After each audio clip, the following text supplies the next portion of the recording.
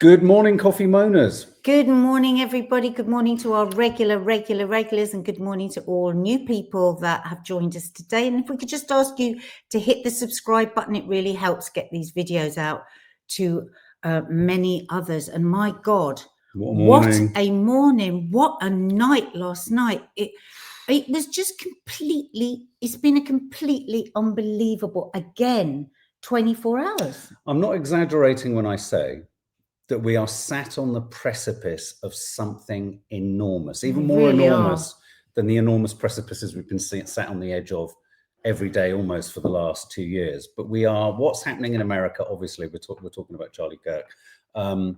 It's quite seismic, but not necessarily for all the reasons you think we're possibly going to say it's seismic for. Of course, there's the tragedy of someone being shot. We're going to talk about that. We're going to talk about him.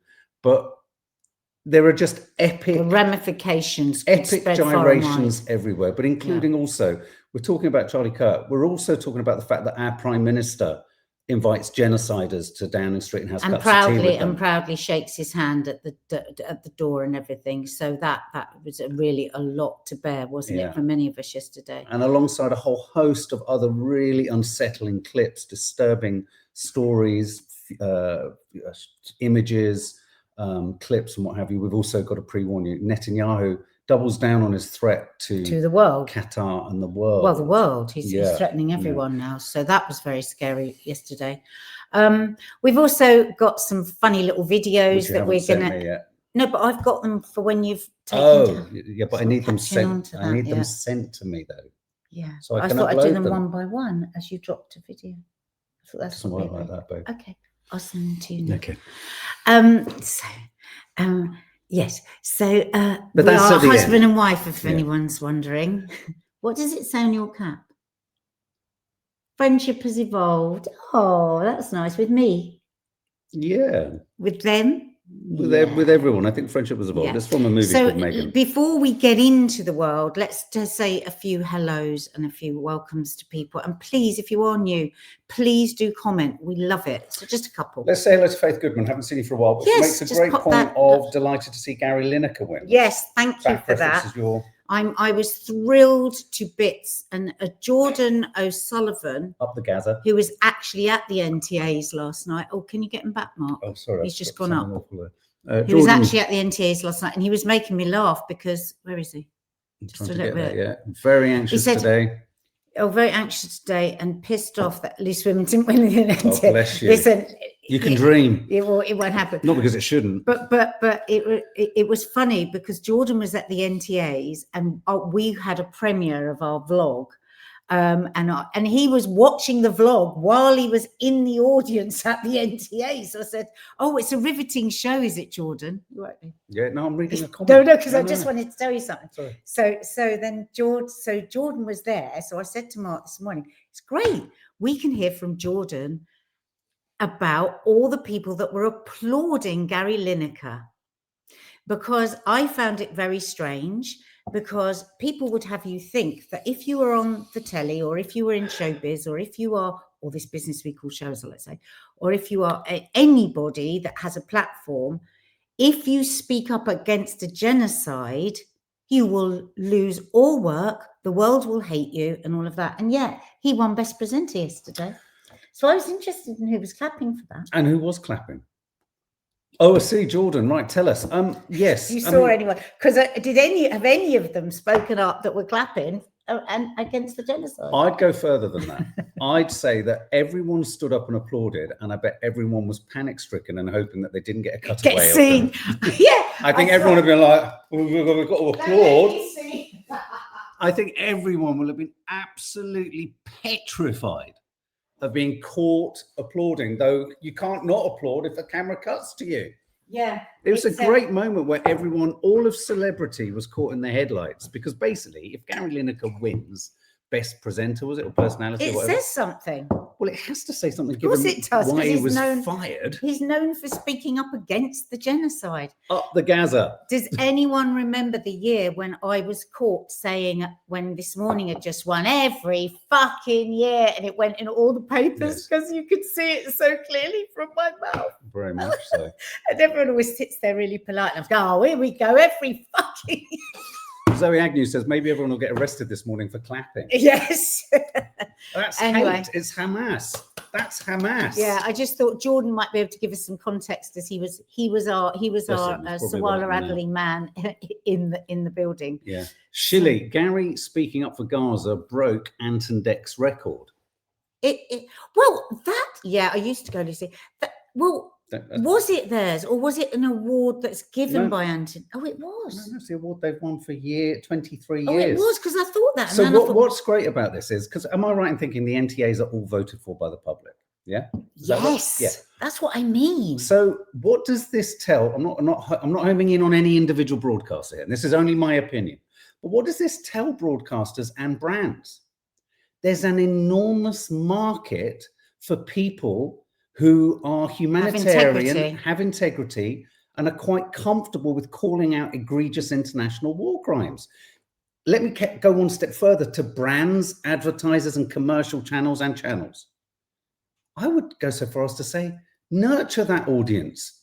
Cater for that audience. Because the world is changing. Hear that audience. People don't want fake celebrities that, don't. So, I'm so thrilled for him. I'm so thrilled, because he would have been fearful if he was ever going to work again and all of that. And it's all good news. Yeah, it's all good news. It's all good news. I just want to show this cartoon just at the beginning. Can we call it a genocide yet? No, not until everyone's dead. Sorry. Oh my God, that is so where we are at. That's where we're at. That's where the Labour Party is at. We're going to be talking about Starmer meeting the genocider from the genocidal nation Israel. And we are at this point where David Lammy and Starmer can justifiably say there's no genocide because they haven't killed everyone yet. That's kind of, is that the definition we need? Is that the place we need to get to? So Lone Ranger, lovely to have you back. Resubscribe because he lost his channel. So lovely to have you back. Yeah. Right. Okay, so moving let's on. get going. So we're going to talk about Charlie Kirk. Where were you when this news broke last night? I saw the news break, but we didn't see the footage. Now, I do want to stress before we move on, we are not going to be showing the moment that Charlie Kirk was shot in the neck. Shocking. It's so shocking. It's and the shockingness of that footage, before anyone says anything, we are drawing direct comparisons, parallels, and interesting contrasts with how people aren't shocked by similar footage when children in Gaza are shot in the head, neck, crotch, wherever. But also, from here that we don't show those either. We explain them, but we don't show them because I think that if you want to see those things, you can find them, and we never want to put a person in a position where they're just suddenly seeing something as horrific as that. Yes. But so Mark, first of all, Charlie Kirk, lots of people had never heard of him. I hadn't heard of him until last night. Well, I don't know him intimately. I don't know him, for example, I don't know of him as a sort of part of the MAGA movement in the way that I do know about Tucker Carlson. Yes. We do know about Candace Green. Owens, Marjorie Taylor Greene, etc. And maybe that's because they're more our age. This guy, Charlie Kirk, was very much, as one of our daughters said, he's our generation. And no words can actually express how young people we know who are in no way politically aligned with Charlie Kirk whatsoever were so shocked.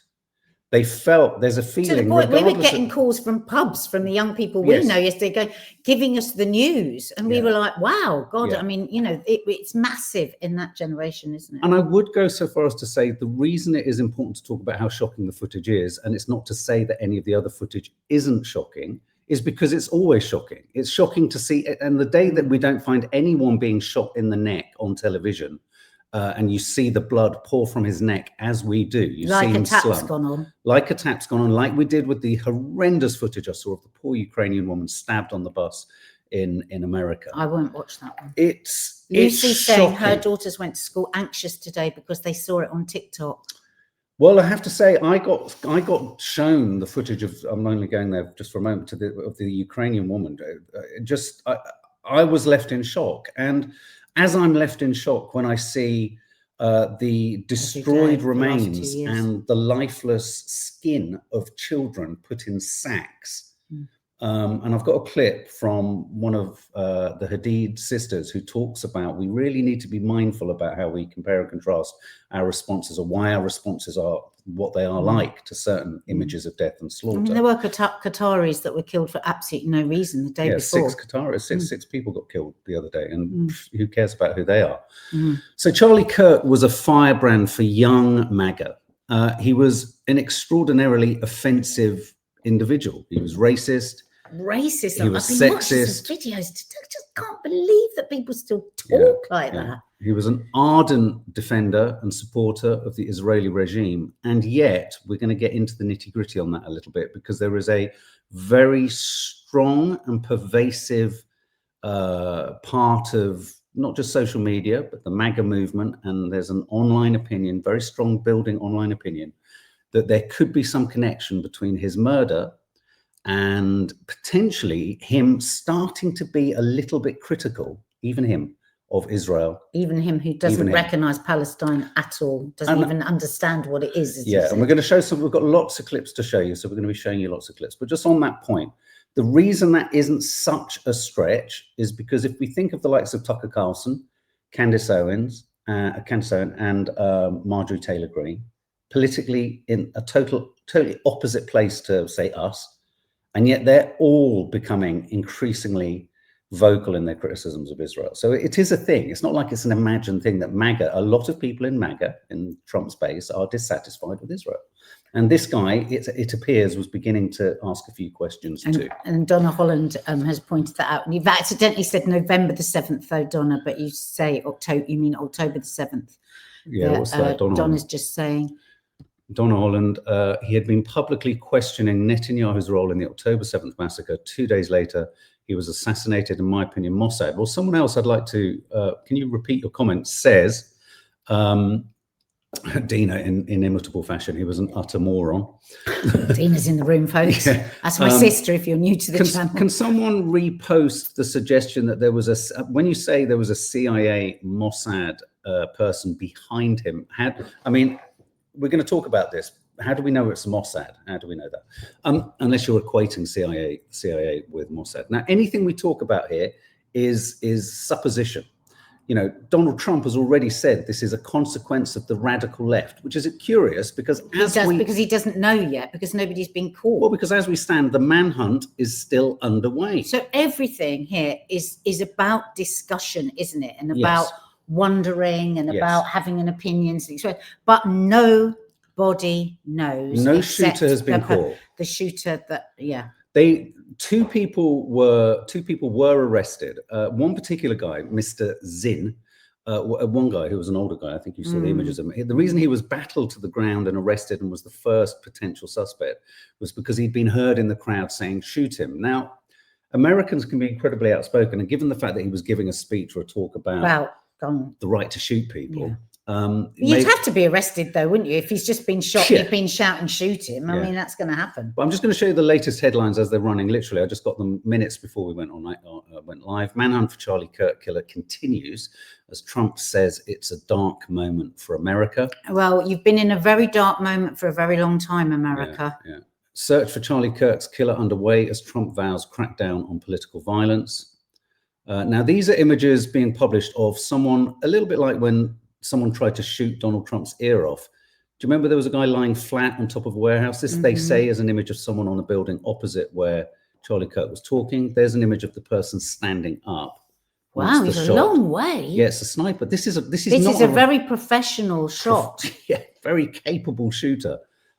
This is the moment he's been hit. Now, this is literally his body kicks back. He's just been asked about the crime numbers, hasn't he? Yeah, he's just about saying including, oh God, what was he said? Anyway, he's just talking about gun crime, and then it comes in and it goes right there, and it is honestly like a tap has been turned on.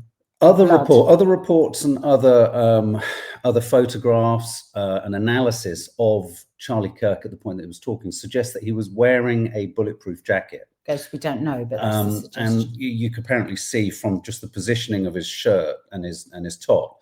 And we're going to get to why he might have been wearing that in a minute, because we have another influencer here who, or a social media influencer, far-right influencer, who has his very strong opinions on this. But this is the moment he was hit. It was shortly after this, tragically, blood poured from his neck and he was slumped in his chair. These are the analytics on where he was, where the shooter was. You have to be a highly trained sniper to hit someone in the neck. 200 yards. Where's from that distance. From here to where, Mark? I'm terrible with probably from here to the gate to the place next door.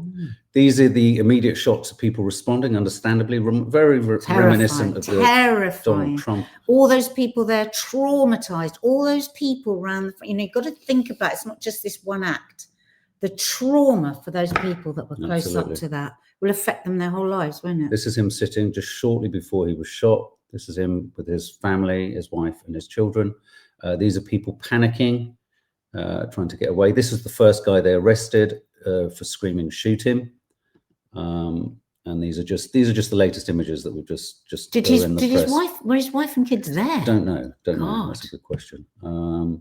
But I just want to play you this clip because this guy, Harrison H. Smith. I'm not going to name names, but I was told by someone close to Charlie Kirk that Charlie thinks Israel will kill him if he turns against him. And this is from... And this is a guy who is he runs another sort of far-right kind of, opinion piece on Twitter and on YouTube. But I just want to play you the first minute and a half of what he had to say in relationship to that tweet he posted was on, I think, August 13th. So we're looking at about a month ago that this guy, Harrison H. Smith, posted it.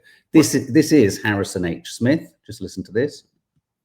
I wanted to make a video at least to talk a little bit about my tweet that's gone completely viral from last month. It's now the #1 tweet on anything Benjamin Netanyahu is posting. So thanks, guys. Really glad I'm on his radar now. That's cool. But it's true. I mean, I don't really have too much to add to it, honestly. I'm not going to say who it was that told me because they've asked me not to, kind of for obvious reasons. So if they want to go public, they're more than welcome to. I don't have much to add to it other than basically like a month ago, I watched an interview with Megyn Kelly and Charlie Kirk, and I thought they looked scared, and I commented on that, made a video out of it. And then like a day or so later, I was talking to this person, and the way I remember the conversation going was that we were just talking about sort of Israel and Zionism and Zionist influencers, and Charlie Kirk came up, and I remember the other person saying to me, well, Charlie Kirk says he's afraid to go against Israel because he thinks they might kill him. And I said, that's crazy because I just made that video about how Charlie Kirk seems scared. That's crazy that you're saying that right now. And that's the way the conversation, I remember it going. It may have been the other way around. I may have said they look scared, and they said, well, he says he thinks, Israel will kill him for going against him. But then we talked about other stuff. So there you go. So this is the guy. So you've got that. You've also got Megyn Kelly, the Megyn Kelly news channel here. You can see on the top left, Megyn and Charlie Kirk push back against Israel supporters demanding their unconditional support. Megyn Kelly show. Charlie Kirk splits with Trump on anti-Semitism crackdown, warns that free speech rights are under attack. So this is the suggestion that whilst he was entirely supportive of Israel, he was perhaps clambering towards some of the things that Tucker Carlson's been saying. Well, because that doesn't mean in any way he was shifting his position on Palestinians.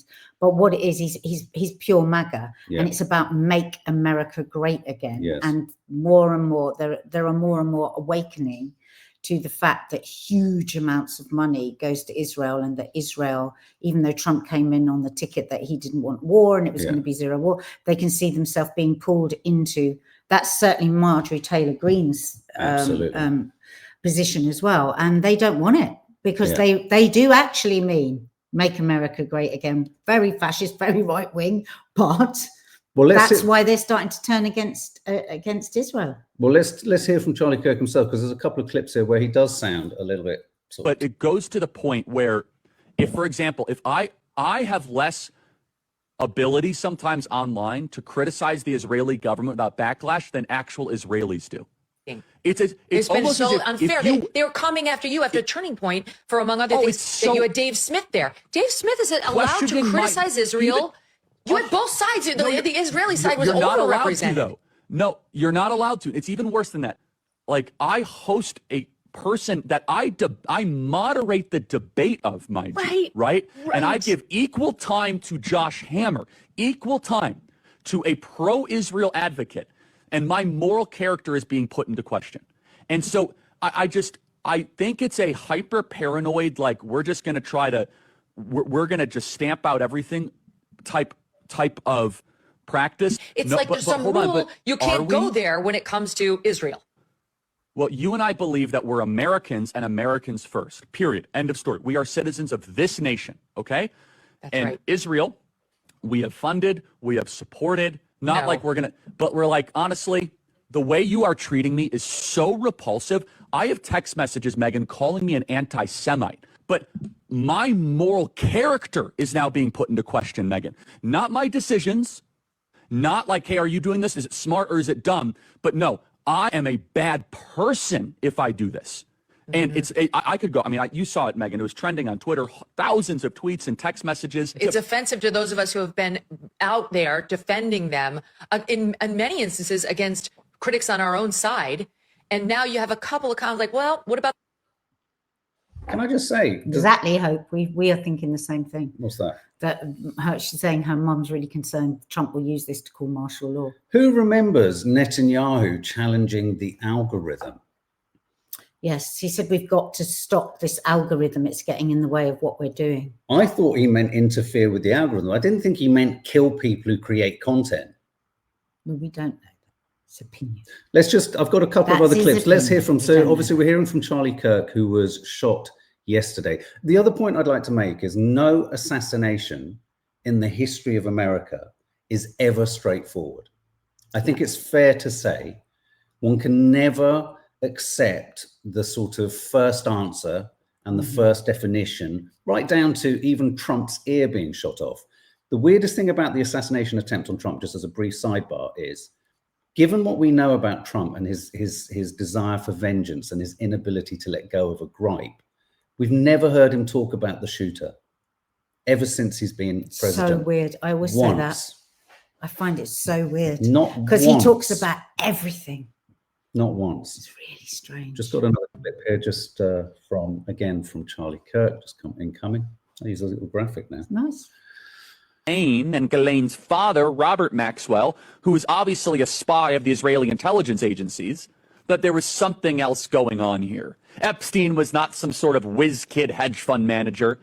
Epstein was playing a part. Epstein was a LARPer. Epstein was cast for a specific role, and he played it really well. The sweatpants and the Harvard jacket, the kind of disheveled hair, looking as if he was so smart and above the clouds that he was doing advanced mathematic equations on the back of napkins. But if you actually go into some of the videos of people that met with Epstein at the time, they said he was awfully unimpressive when it came to finance and markets and economics. And it's nothing new that if you're in the intel agencies, you want to try and get as much blackmail on powerful people as possible. Easy, not hard.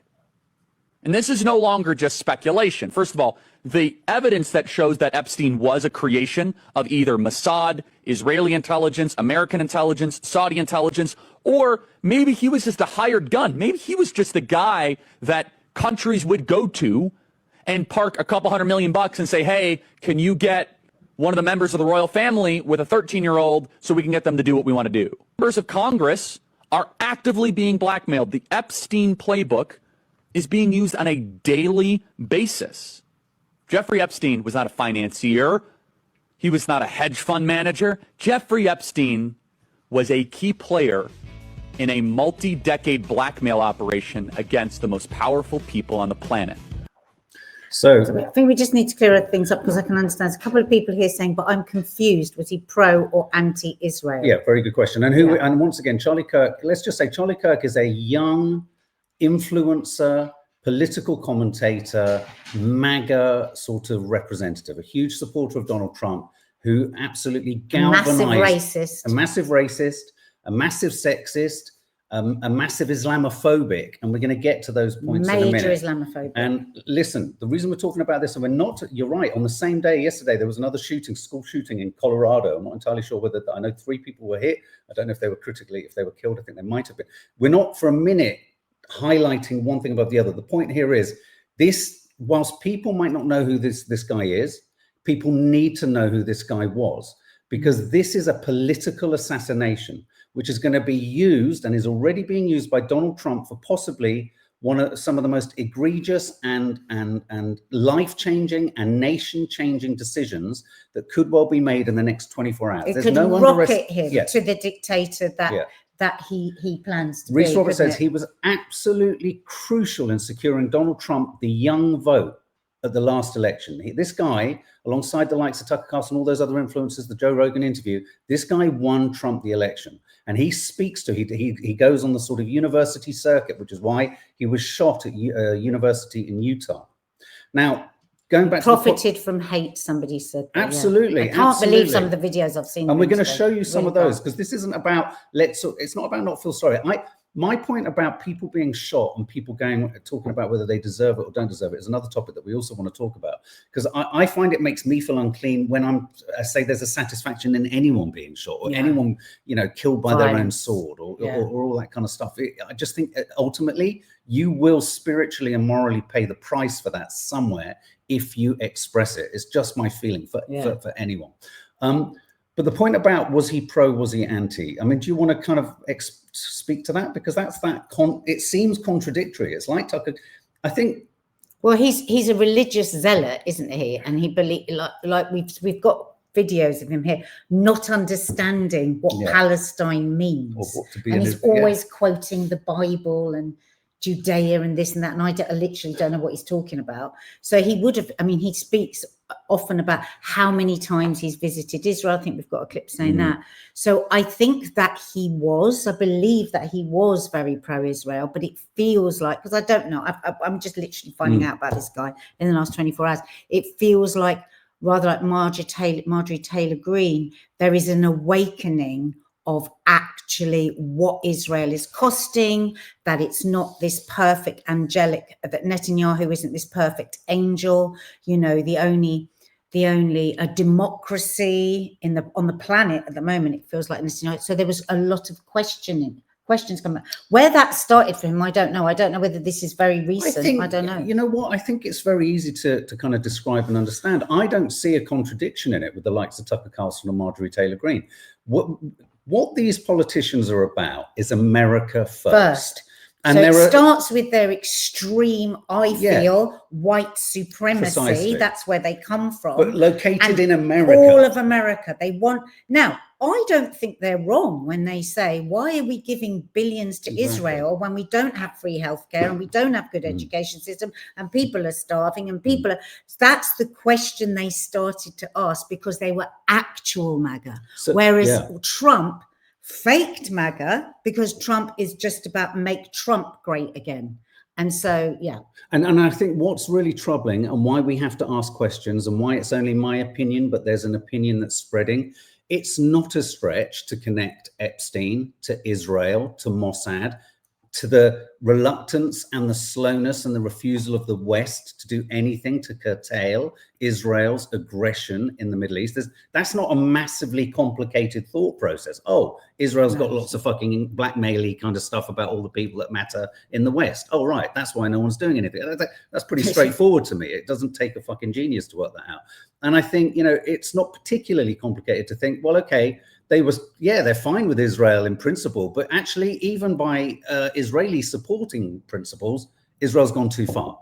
And I think, not being able to say anything, where this gets dangerous is that today, this morning, I would not like to be Tucker Carlson, Candace Owen, or Marjorie Taylor Greene. I would not like to be anyone with a high profile in America who is critical of Israel. That tells you everything. If you don't feel safe being critical of a nation in your own country, it tells you a lot. I'm going to play one last clip. You're not going to get this kind of chat. The thing is, guys, if you could hit the subscribe button, it really helps. Videos like this get out to other people. It doesn't cost you anything. Just hit that subscribe button.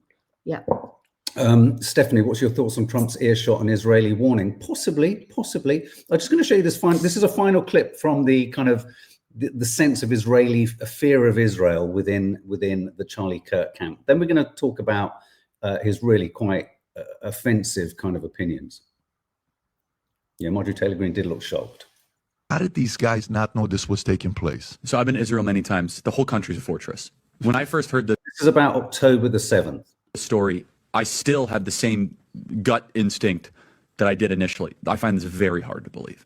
I've been to that Gaza border. You cannot go 10 feet without running into a 19-year-old with an AR-15 or an automatic machine gun that's an IDF soldier, right? The whole country is surveilled.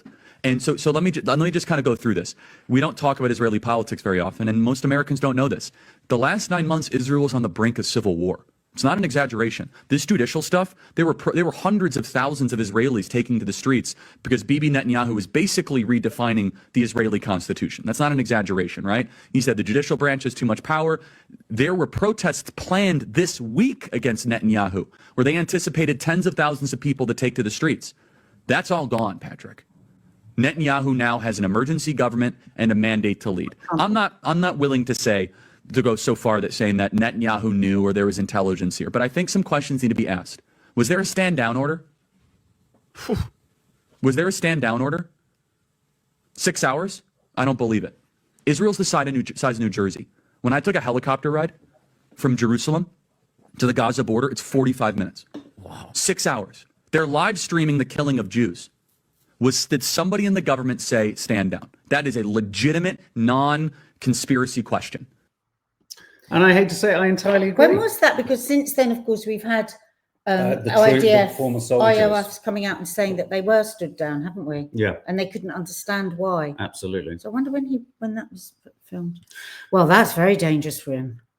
Well, so, he's not anti-Israel. No. He's asking questions. It's like he says, it's not a conspiracy. It's just these are questions that I would have to ask. Like many people have been asking. It is the most surveilled country in the world. It is tiny. People don't realize how close Gaza is. I mean, does anyone feel that there's a connection between the absolute kind of chaos that Netanyahu is causing in the Middle East, attacking Qatar, Doha, attacking Yemen again yesterday, hitting Lebanon, occupying Syria, weapons of mass destruction, dodgy dossier type stuff about Iran.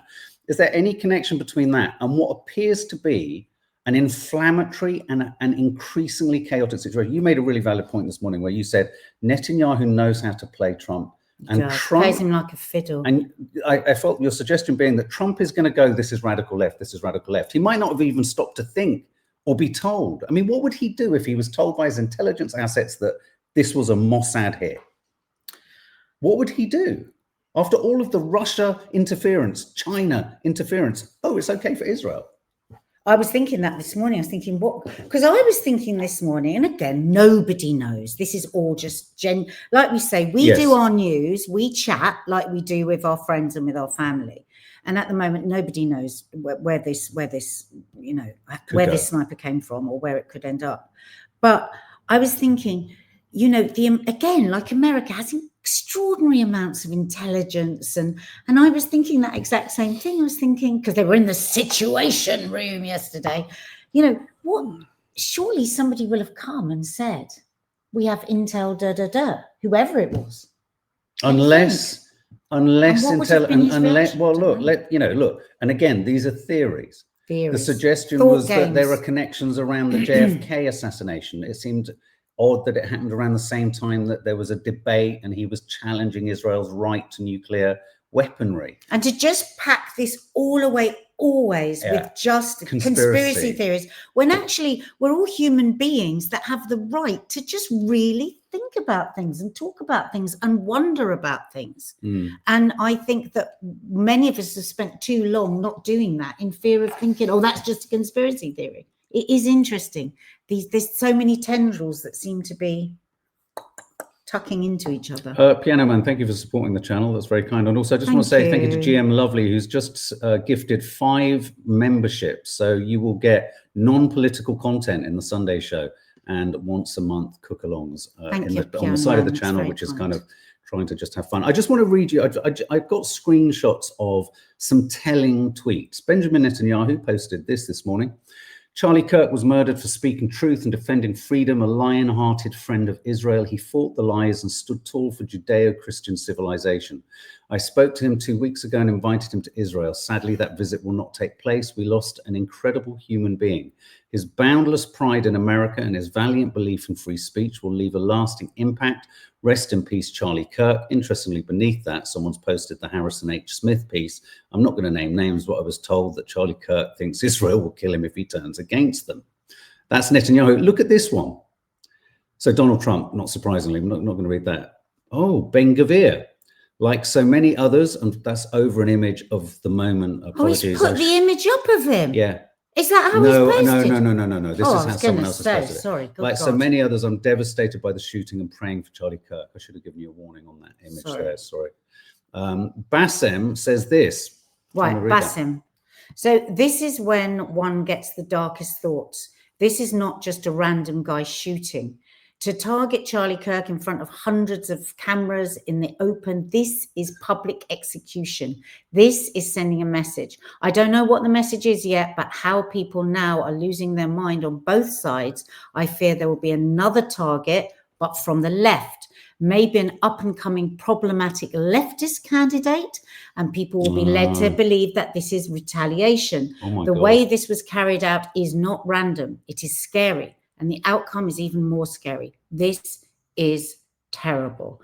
And, you know, we always refer back to, except I can never remember the name of it. What is the name of it? What, that brilliant documentary that we watched? Social Project? Social Dilemma. Social Dilemma. And when they talk about civil war and, you know, at the time, we thought that was going to be decades away, didn't we? But yet here we are. And I don't think it's over the top to say that I would imagine there's real fear now of civil war in America. Well, I think Bassem's point's really good. I mean, I don't think it takes any kind of you don't get any awards for thinking he might be referring to characters like the guy who could win the mayorship in New York, Mandani. I mean, there are many people who will be. This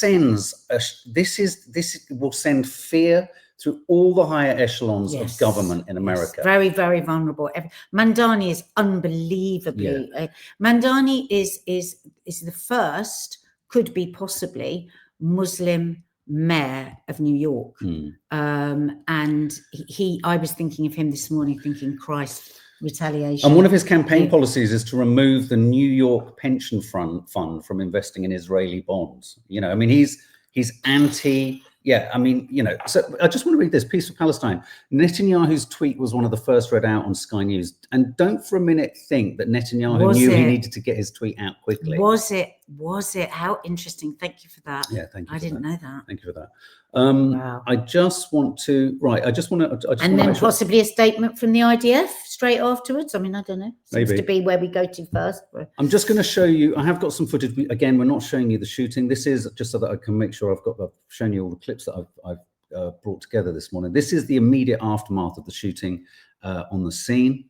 Amy, go.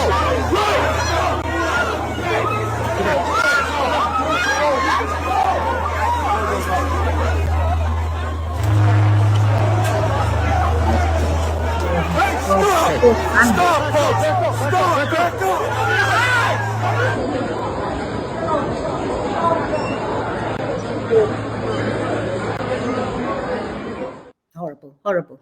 And then we have a clip here of a supporter of Charlie demonstrating his emotions. This is such bullshit. I've never been so pissed in my whole life. And this murder Charlie Kirk right here in Utah. I'm so freaking pissed right now. This is bullshit. I just saw blood squirting out of his neck. I love that guy. He would have been our next president. I am so pissed right now. Why do they always come with fucking violence? Gosh damn it. Use your freaking words as they're talking to you people. Who shot Charlie Kirk? I'm driving in a Provo right now. I'm so pissed. Damn it. Wow. You know, Wow. And I just want to play this that just landed just shortly before we came see that live. about the school shootings. No, you don't ever see it about I've the never school seen a shooting. single thing about Palestine, never seen a single thing about the tens of thousands of children there that have been murdered, and the amputees. Let us never forget, the largest cohort of child amputees ever in the world. I wish there was some rage from America as to what has happened and what they have made all of it possible. Absolutely. But it doesn't make it right that a man was shot in the neck, and it doesn't make it okay or any different that his family and his children, it's like Mark says, we are not eye for an eye, tooth for a tooth. We want a more peaceful world. We want the rage to come down. We want some decent people in charge that don't ask for more war and more anger and more guns and more murder. That is terrifying. That is civil war. That is what Bassem was talking about. Yeah, Chief Wiggum makes a good point here. This is exactly what's happening. MAGA, Make America Great Base, is fracturing over its support for Israel. Was he shot to get MAGA to rally around together and bring them back onto the same page? But it's a risk. That's a really good question, actually. What do people think? I think it will do the opposite. Because everywhere there is going to be this discussion about his support for Israel. Yeah, absolutely. I mean, my fear with all of this is it's all about trying to manufacture consent. At the moment, we have the most tyrannical toddler on the planet, and I use that as a kind of metaphor for Israel in general and its attitude. It is marauding around the Middle East. We're going to play the quote, the interview with the Prime Minister of Qatar, and I just the reason I find I've uploaded it on my Instagram. The reason I wanted to play that is it just gives me comfort seeing someone so readily dismiss Netanyahu in that beautiful way that an Arab can, which is like, who is this kind of annoying oik?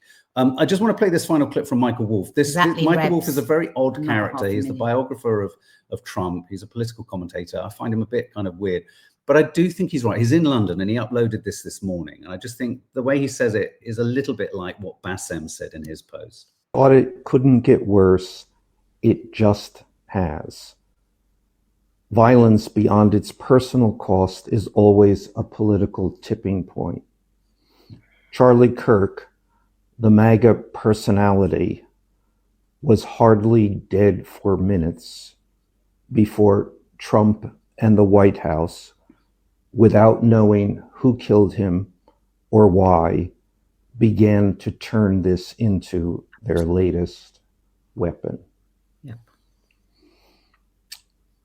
It's morning in London, where I am today, and I think it's all incredibly important that we keep our eye on what happens in the US during the next 24 hours. Oh my God. We really are at a tipping point. We really are at a tipping point. And whilst at that tipping point, we have some of the most spectacularly ill-equipped, underqualified, useless specimens of politicians doing what? Doing what? Keir Starmer doing what? Entertaining. Keir Starmer entertaining the Prime Minister. Or the President of Israel. Just pause with that for a second. Shaking his hand. This man signing missiles. That were being sent to kill innocent people, maim innocent people. And our Prime Minister greets him at the door. I just want to play you the full clip. I posted part of it in a post I did on Instagram yesterday. Let me show you the full clip at Prime Minister's Question Time of the leader of the Scottish National Party. Oh, yeah, no, sorry. Yeah, I just want to play this. Sorry, before we jump on to Qatar and our government. You're right. This is one of the Hadid daughters talking about our response to the footage that we've seen, or some will have seen, of Charlie Kirk being shot, and our horror and our outrage versus the tolerance and acceptance of footage of similar things, worse things happening to Palestinians. Just a reminder to everyone who's saying that seeing the video of Charlie Kirk being shot is too violent. Just a reminder. And we're seeing it every day on our phones. So check yourself when certain types of violence become dehumanized and when some violence feels like something you can't see. And when it's going to happen to Palestinians, it's going to happen here. Mm-hmm.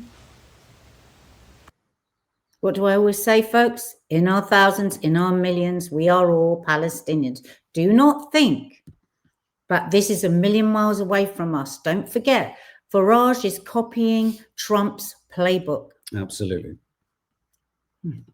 Absolutely. Rule by divide, divide, divide. Yeah. Have a system where anyone of a different color, life is just not valued in the same way. So yeah, just to say, hit the subscribe button, share this because the trolls are out today. Share this, it gets under their skin, it pushes it around. More people need to be having it. It's like Nadia says, none of us know. It's too soon to know. It's too soon for Donald Trump to say it's the crazy left. But he's gone straight to get the left and right against it. So what has to happen though here is everyone needs to be able to ask questions, and what the system and what these governments, what Israel, what America, what Starmer hates more than anything else in the mainstream media, absolutely, is anyone asking questions, difficult questions, tricky, non-mainstream narrative questions. We need to ask them. I just want to play you Stephen Flynn, head of the Scottish National Party, challenging Keir Starmer about him entertaining the president of a genocidal nation.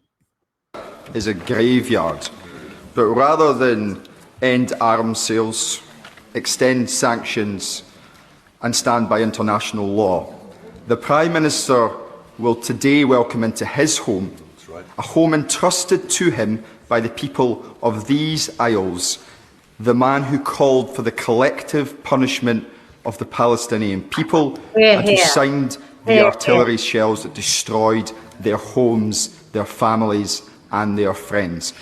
A man who will ignore every word the Prime Minister says. Would he invite Vladimir Putin into number 10? Would he invite Benjamin Netanyahu into number 10? What does it say of this Prime Minister that he will harbour this man whilst children starve? Mr. Speaker, for the record, we have suspended arms that could be used in Gaza, we have sanctioned extremists, and we suspended trade talks. But the point he raises is a very serious one.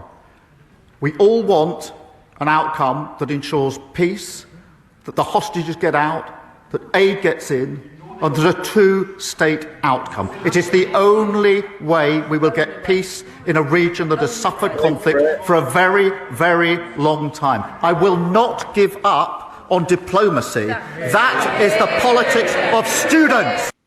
Oh, I bet he thinks he got that to the back of the neck. You absolute specimen. That's the politics of students, having an ideal. Michelle Penny, I've got to say I've been massively impressed by The View, and America have been very vocal about it, all despite Trump keep telling them to be quiet. Really, Michelle? Oh, I have to check that out. Yeah. Wow. Starmer is a turncoat against international law.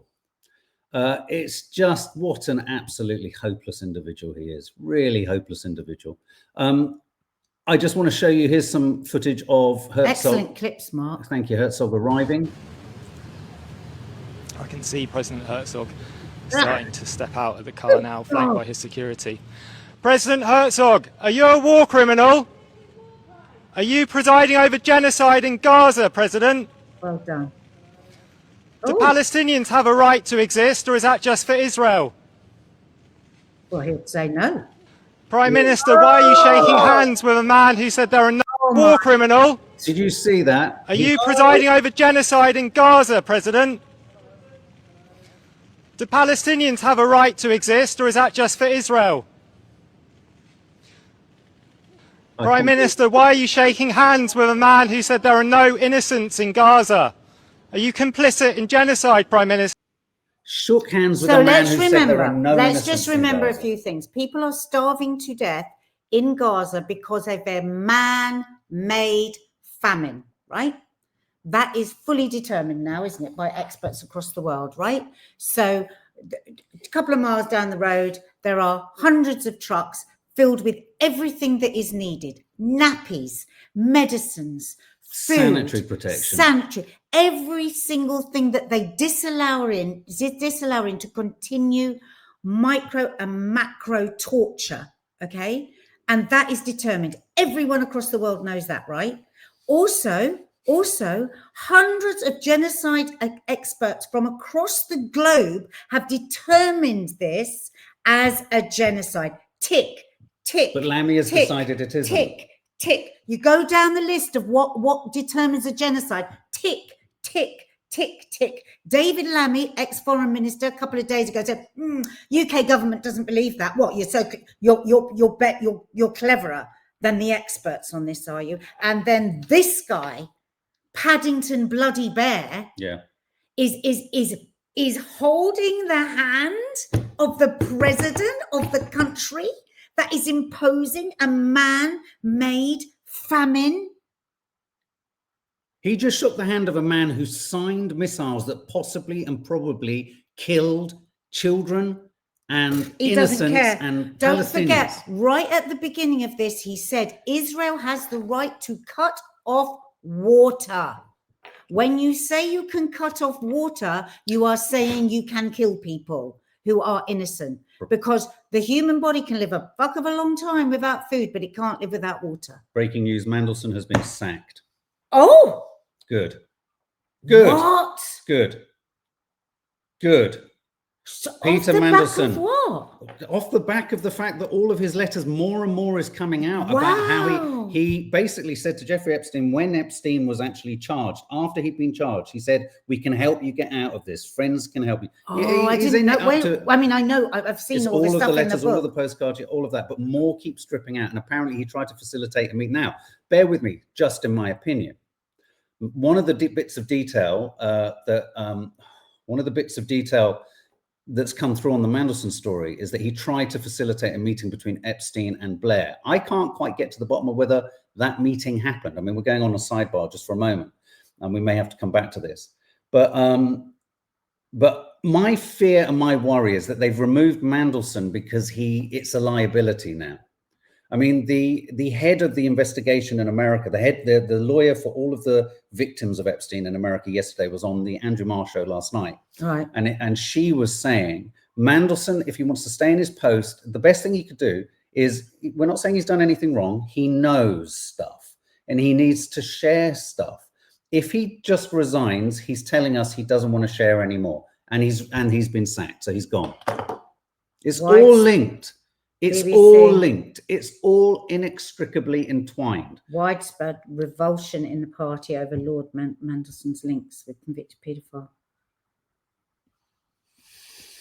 So interesting. More shame for Starmer. More shame for Starmer. I mean, you know what? When he was stood behind Donald Trump, way back when Trump first got in, I remember thinking, this is a very odd. Apparently, this woman said, the lawyer for Epstein's victims said, the vast majority of people in America in the corridors of power were aghast that the UK had put Mandelson in place.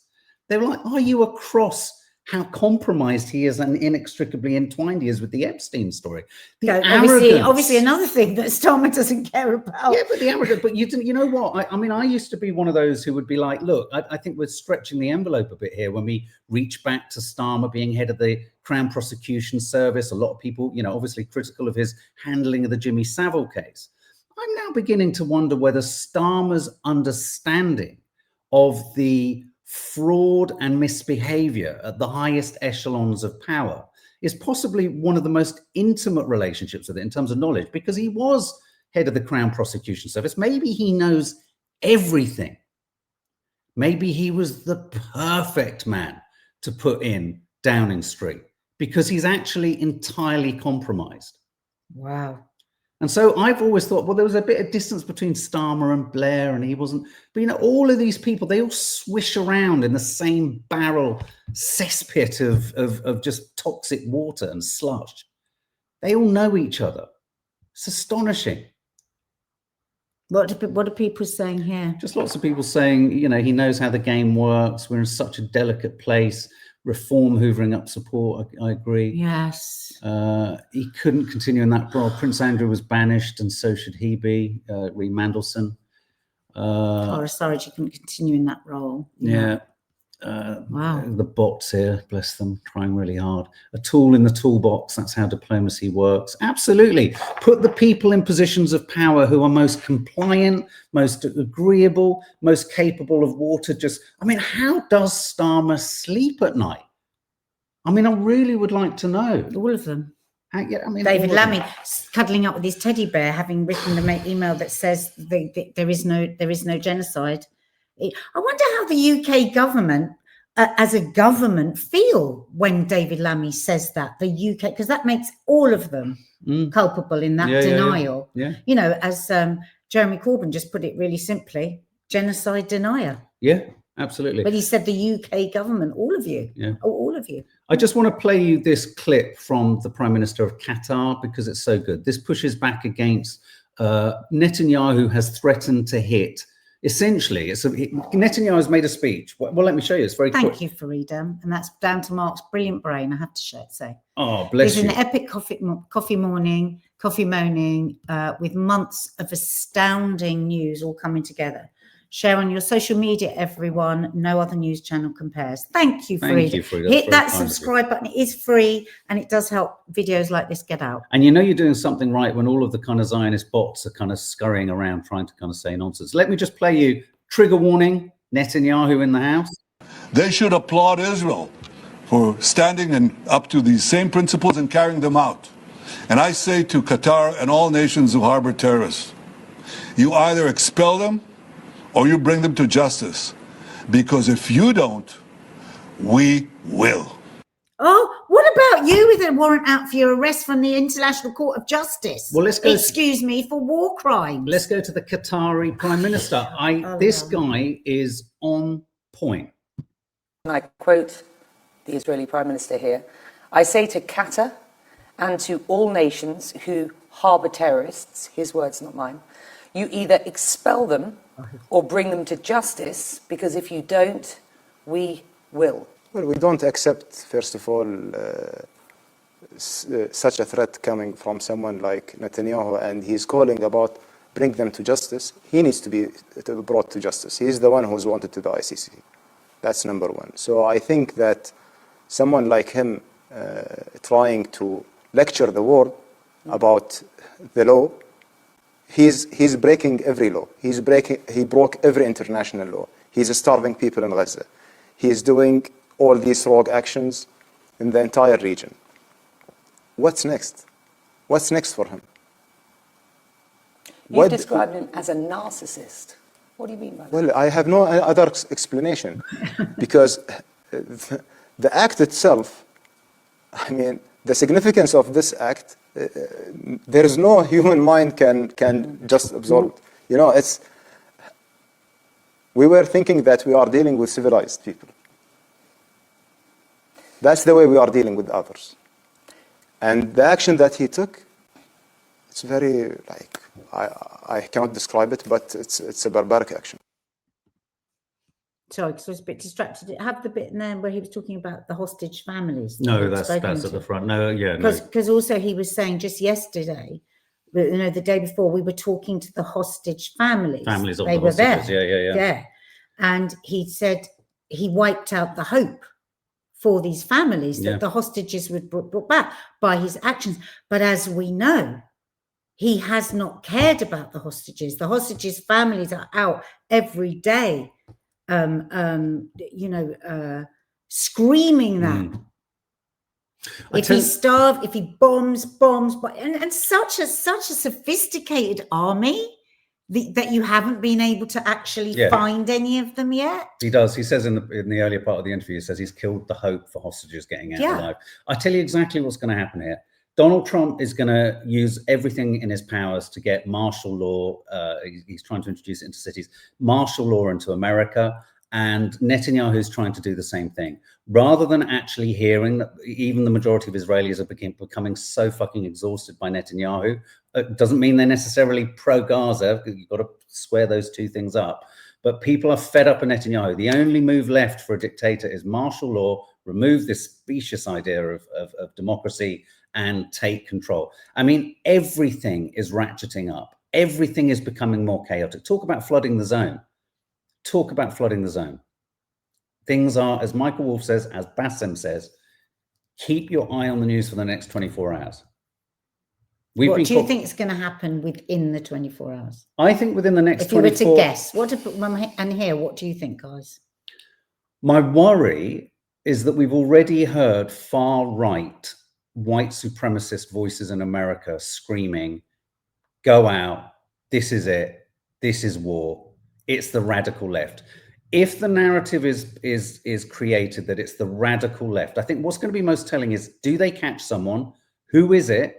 Who is responsible? If they don't catch the shooter in this high-tech world, that will tell us so much more than if they do. It really will. I wonder why they can't get hold of this one. Meadsheep says we will see more assassination attempts so. in America. I'm really worried for Mandani. And also, I wouldn't be at all surprised if Qatar have said they have the right to respond, as any country, as we rightly understand, has the right to self-defense. So Qatar has said that alongside Saudi Arabia and some of the other UAE countries, we are collating what our response will be. It might be an economic one, but there's going to be a response of sorts. Sorry, just tried to see something else.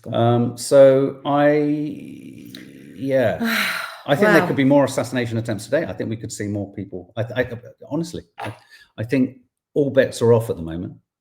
And Michael Wolff there, who was commenting on that, he spent a lot of time with Trump and all the administration. He always says everyone around Trump hates his guts, but they're all in it for whatever they can get from it.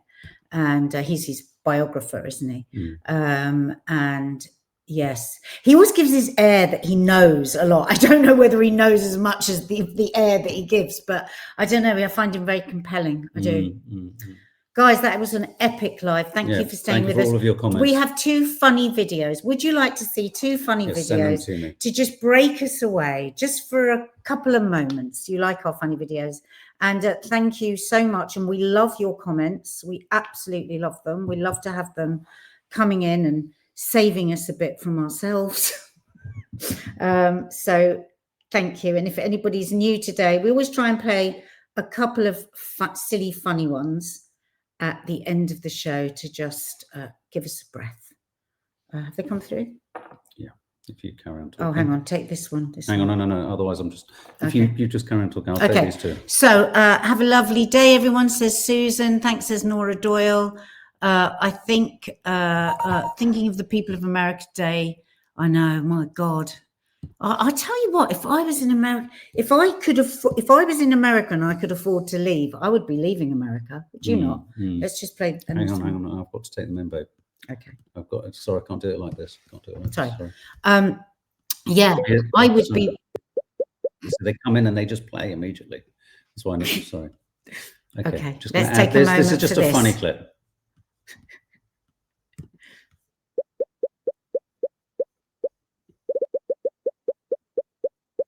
See the bubbles and look at his side eye.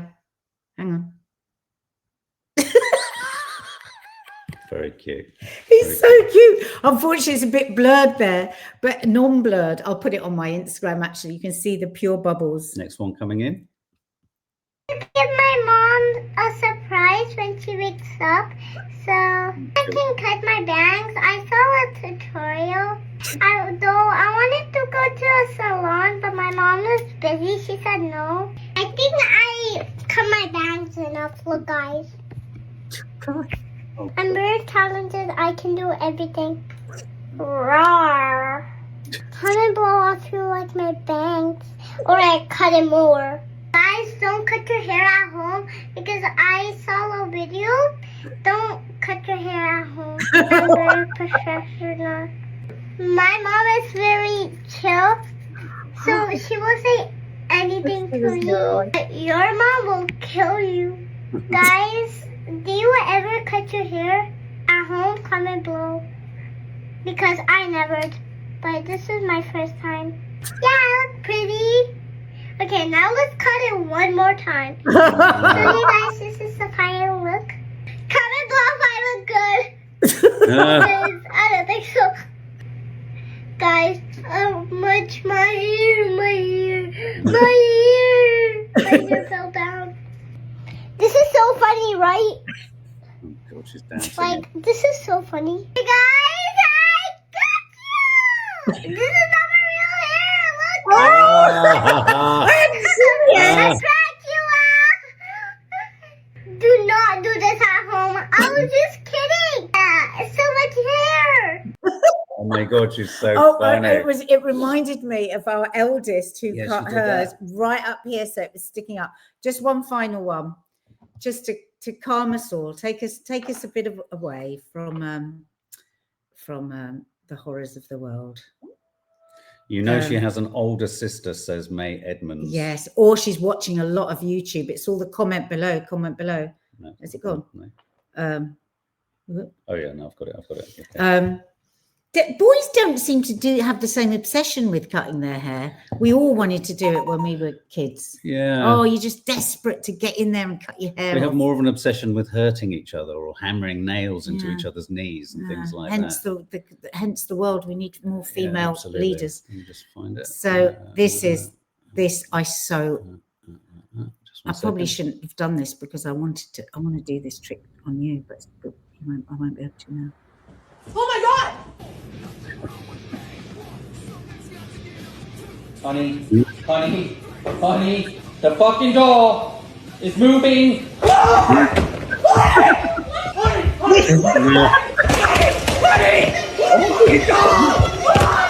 He's watched too many horror films. Watch this one. Dude, it's moving.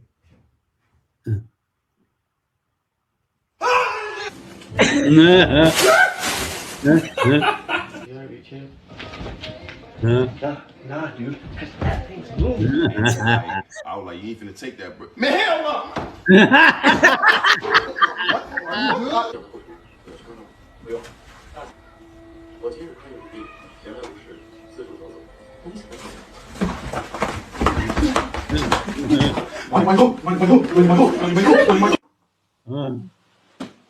Jesus Christ! I love the way she'd rationalized it until it then took off. Very funny. There you go, guys.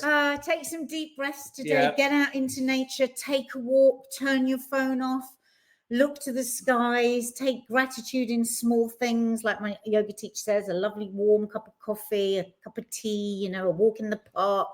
Find gratitude in small things and let go, let God. I just need to say a technical detail, very boring. You may have noticed, we don't know why. Could it be the content? Could it be the politics? What's happening with some of these lives, once we come off the live, is they don't get processed up to YouTube. And so we have to rip the live and re-upload it. That might be why you're seeing the live disappear with the live chat. I wonder whether that's part of the reason, maybe. Some of your opinions are very strong and very forthright and very on point. Anyway, if that happens, do know if there's ever a moment where you think, oh, it's disappeared, where's it gone? It will come back as a pre-record. We will land it back on the channel, okay? And please hit the subscribe button, guys. Love you lots, like jelly tots. Ta-da! Take care, guys. Bye.